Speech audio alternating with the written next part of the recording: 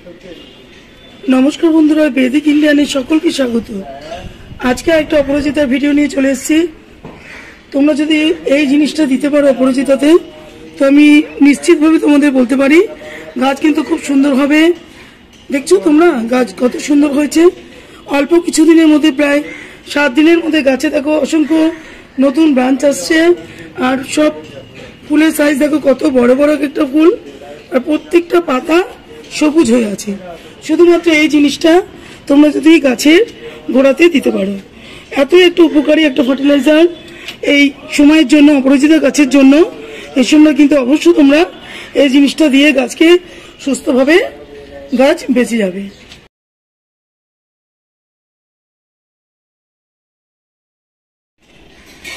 প্রায় শুকনো মরে যাওয়া গাছটা এই জিনিসটা তোমরা যদি বন্ধুরা ব্যবহার করো তাহলেই দেখতে পারবে গাছ এত সুন্দরভাবে আবার রিগ্রোথ করবে। যদি মনে হয় গাছ শুকনো হয়ে যাচ্ছে বন্ধুরা তাহলে প্রত্যেকটা ব্রাঞ্চ একটু এইভাবে করে কেটে দেবে তোমরা কাঁচি দিয়ে। প্রত্যেকটা ব্রাঞ্চ আমি একদম সুন্দর করে দেখো দেখতে পারবে আমি সব ব্রাঞ্চগুলো কেটে দিয়েছিলাম। কেটে দেওয়ার পরেই এত সুন্দর করে ডালপালা গজিয়েছে। প্রত্যেকটা নতুন নতুন ব্রাঞ্চ দেখো তৈরি হয়েছে। নতুন ব্রাঞ্চে দেখো সমস্ত ফুলের কুড়িগুলো আসছে।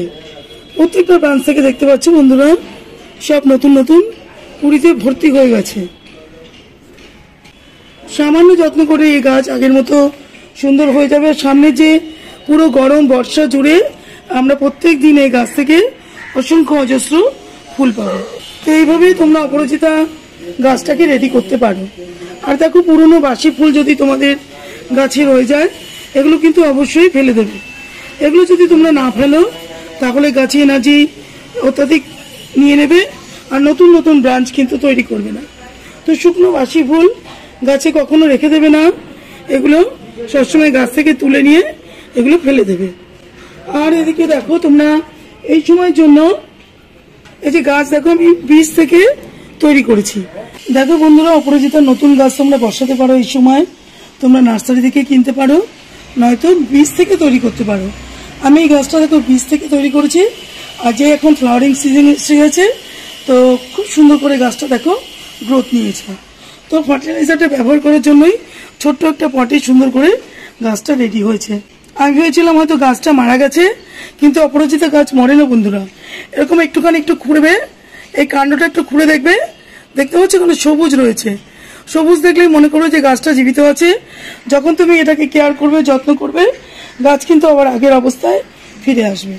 প্রত্যেকটা ব্রাঞ্চ থেকে দেখো ডালপালা ছাড়ছে, খুব সুন্দর করে গাছটা আবার রেডি হয়ে গেছে।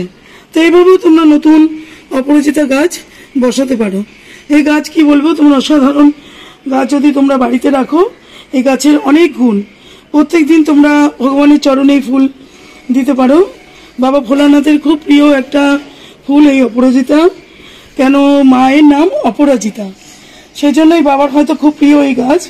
আর এছাড়া এটা দশমীর দিন মা দুর্গার কাছে কিন্তু অপরাজিতা গাছ পুজো হয়। অতএব তোমরা যদি এটা বাড়ির পূর্ব দিকে রাখো তাহলে অনেক সমৃদ্ধি তোমাদের বাড়িতে হবে। এটুকু আমি তোমাদের বলতে পারি। প্রত্যেকজন এটা যদি বাড়িতে রাখো খুব ভালো হবে তোমাদের। গাছটাকে সুন্দর করে কেয়ার করতে হবে। আর এটাকে অনেক রোদ্দুরে রাখা যাবে না। বেশি রোদ পড়লে এই গাছের পাতাগুলো দেখো একদম পাতলা।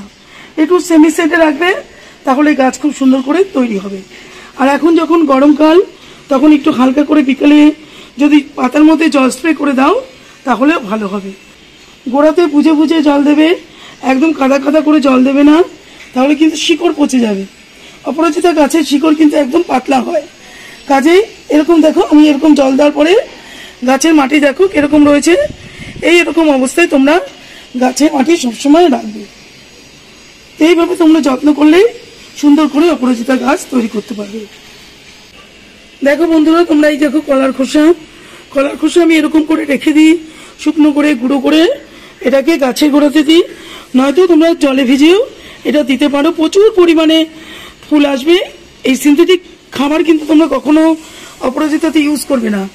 এরকম জৈবভাবে করবে গাছ খুব সুন্দর হবে। গাছে একটুও পোকা লাগবে না, গাছ খুব সুন্দর করে রেডি হবে। এই কলার খোসা কিন্তু অত্যন্ত দামি, তোমরা ফেলে দেবে না।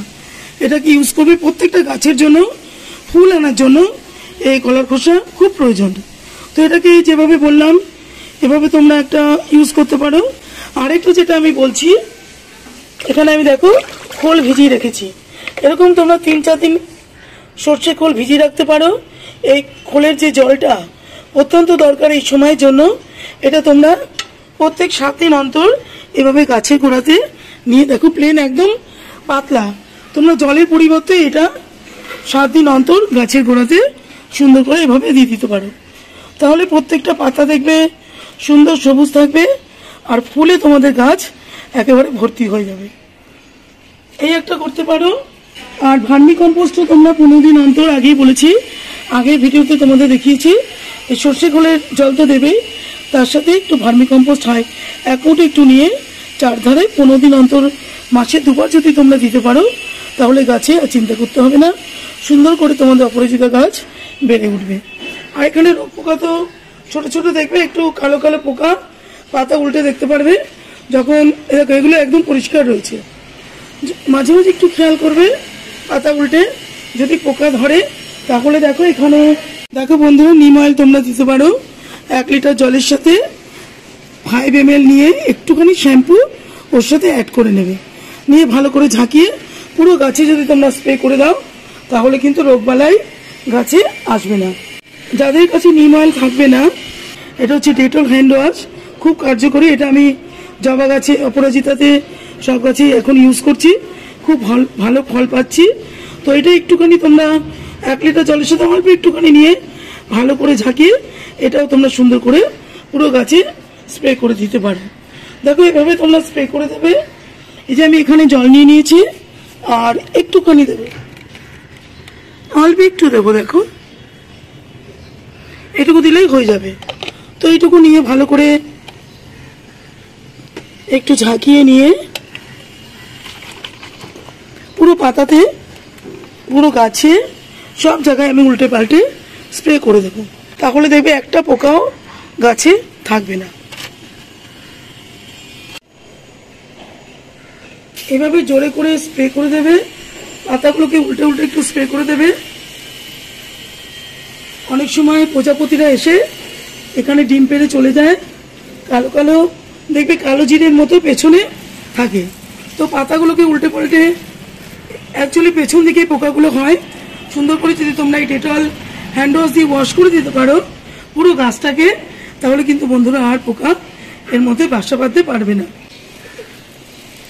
এভাবে সুন্দর করে প্রত্যেকটা পাতাতে স্প্রে করে দেবে। আর সপ্তাহে 1 দিন ফাঙ্গিসাইড অবশ্যই দেবে, তাহলে আর রোগ পোকা থাকবে না, আর ফাঙ্গাসও আক্রমণ করবে না। আর যেটা বললাম, রোদ্দুর তো অবশ্যই লাগবে, কিন্তু সেমিসেডেও এটা রাখতে পারো। অনেক কড়া রোদ্দুরে গাছের পাতাগুলো একেবারে নুয়ে পড়ে, বিকেলের দিকে একটু যদি পাতাতে তোমরা এভাবে জল স্প্রে করে দাও, তাহলে কিন্তু খুব ভালো হবে। তো এইভাবে তোমরা অপরাজিতার যত্ন করো, কেয়ার করো, তাহলে দেখতে পারবে সুন্দর করে গাছে ফুল ফোটাতে পারবে আর গাছ পুরো ভর্তি হয়ে যাবে। যত তোমরা এইভাবে কাটতে থাকবে, ততই গাছ তোমাদের খুশি হবে আর ডালপালা ছাড়বে আর ফুল দেবে। তাহলে যদি ভিডিওটা ভালো লাগে বন্ধুরা, তাহলে লাইক, শেয়ার, কমেন্ট করো আর চ্যানেলটাকে অবশ্যই সাবস্ক্রাইব করো। আজকের মতো রাখবো, নমস্কার।